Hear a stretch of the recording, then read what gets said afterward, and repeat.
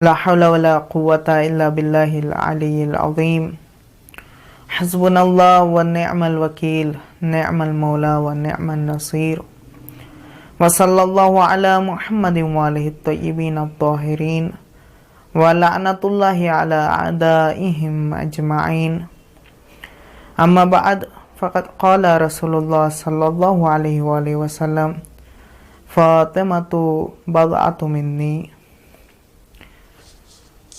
بعد حمد الہی ہمارا درود و سلام ہو محمد و آل محمد پر، اور لعنت ہو ان کے دشمنوں پر اور ان پر جنہوں نے ان کے حق کو امت محمدی سے مخفی رکھا۔ ناظرین گرامی، سامعین محترم، جیسا کہ آپ بخوبی واقف ہیں کہ بعد رسول فاطمہ پر مظالم ڈھائے گئے، ان کے گھر کی بے حرمتی کی گئی، ان کے در کو جلایا گیا، اس گھر کی حرمت کا پاس نہیں رکھا جس کے در پر روزانہ رسول سلام کیا کرتے تھے۔ ان تمام کے باوجود وہابی لوگ اور کچھ اہل سنت حضرات ہم پر یہ اعتراض کرتے رہتے ہیں کہ شیعہ لوگ جعلی اور خود ساختہ روایات کے ذریعے سے اس واقعے کو نقل کرتے ہیں، در حالی کہ ایسا نہیں ہے۔ دیکھیے، جب دیکھا کہ حقیقت ہے، اس کی توجیہ ممکن نہیں ہے، ہم خلیفہ اول و دوم کا دفاع نہیں کر پا رہے ہیں، لہٰذا اس حقیقت کو سرے سے ہی ماننے سے انکار کر دیا۔ دیکھیے، ہم اپنی کتابوں سے نہیں، خود اہل سنت کے معتبر منابع سے اپنی اس بات کو نقل کر رہے ہیں۔ اس کے لیے دو دلیلیں ہی کافی ہیں کہ در فاطمہ زہرا کو جلایا گیا ہے، بیت فاطمہ زہرا کی بے حرمتی کی گئی ہے۔ پہلی دلیل، خلیفہ دوم کا علل اعلان فاطمہ زہرا کو دھمکی دینا۔ خود اہل سنت کے کتب میں یہ موجود ہے۔ تاریخ طبری جلد 2 صفحہ 443 میں یہ موجود ہے کہ خلیفہ دوم فاطمہ زہرا کو مخاطب کر کر یہ دھمکی دیتے ہیں کہ واللہ لأحرقن علیکم، خدا کی قسم میں تمہیں جلا دوں گا۔ اور اسی طرح ابن ابی شیبہ اپنی کتاب میں یہ نقل کرتے ہیں، مفہوم یہی ہے لیکن کلمات دوسرے ہیں۔ دیکھیے، ابن ابی شیبہ ایک برجستہ شخصیت ہے اہل سنت کی، یہ امام بخاری کے استاد ہیں۔ کون امام بخاری؟ یہ صحیح بخاری کے مؤلف ہیں، ان کے استاد ہیں ابن ابی شیبہ۔ یہ اپنی کتاب میں نقل کرتے ہیں کہ خلیفہ دوم نے دھمکی دیتے ہوئے کہا ان آمر بہم ان یحرق علیہم البیت، یہ کہ میں نے ان لوگوں کو حکم دے دیا ہے کہ وہ اس گھر کو جلا دیں۔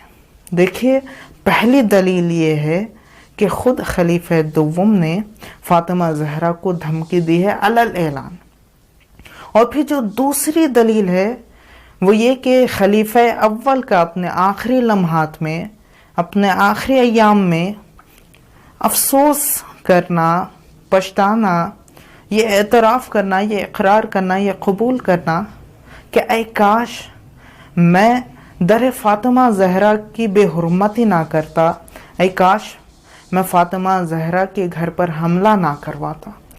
خود تاریخ طبری جلد 2 صفحہ 353 میں، اور پھر امام ذہبی نے اپنی کتاب تاریخ الاسلام للذہبی جلد 3 صفحہ 117 میں اس کو نقل کیا ہے کہ خلیفہ اول نے یہ پچھتاتے ہوئے، شرمندگی کے ساتھ، پشیمانی کے ساتھ، ندامت کے ساتھ یہ کہا فوددت انی لم اکن کشفت بیت فاطمہ عن شیء، اے کاش میں در فاطمہ زہرا کی بے حرمتی نہ کرتا، اے کاش ان کے گھر پر حملہ نہ کرواتا۔ اور پھر اسی طرح وہابیوں کے پیر ابن تیمیہ نے اپنی کتاب منہاج السنت النبویہ میں یہ اعتراف کیا ہے، توجیہ بھی کی ہے، حقیقت کو بیان کرتے ہوئے، اعتراف کرتے ہوئے اس کی توجیہ بھی کی ہے۔ کہا کہ غایت ما یقال، زیادہ سے زیادہ یہ کہا جا سکتا ہے انہو کبس البیت لینظر هل فیہ شیء من مال اللہ تعالی الذی یقسمہ لمستحقہ۔ ابن تیمیہ اس طرح توجیہ کرتے ہیں کہ زیادہ سے زیادہ یہ کہا جا سکتا ہے کہ جو خلیفہ دوم زور و زبردستی سے گھر میں داخل ہوئے تاکہ یہ دیکھ سکیں کہ کیا اس میں بیت المال ہے کہ جسے تقسیم کیا جائے اس کے مستحق کو۔ دیکھیں توجہ آپ لاکھ کر لیں، حقیقت حقیقت ہوتی ہے، حق حق ہوتا ہے، حق کا کوئی جواب نہیں ہوتا، حق کی کوئی توجہ نہیں ہوتی ہے، حق کو صرف اور صرف قبول کیا جا سکتا ہے، سمعاً و طاعتاً حق کو صرف اور صرف قبول کیا جاتا ہے، اس کی توجہ نہیں ہوتی، اس کا کوئی جواب نہیں ہوتا ہے۔ دیکھیں میں نے اہل سنت کی کتابوں سے یہ بتا دیا ہے دو دلیلوں کے ساتھ کہ در فاطمہ زہرا کو جلایا گیا ہے، فاطمہ زہرا کے گھر پر حملہ کیا گیا ہے۔ وما علینا الا البلاغ المبین، ہمارا کام، ہماری ذمہ داری صرف اور صرف یہ ہے کہ حقیقت کو بیان کریں۔ ابھی آپ کی ذمہ داری ہے کہ آپ اس سے قبول کریں یا اسے انکار کر دیں۔ دیکھیں اور یہ بھی یاد رکھیے گا کہ حق بات قبول کرنے کی ظرفیت ہر کسی میں نہیں ہوتی ہے۔ وآخر الدعوانا وان الحمد للہ رب العالمین۔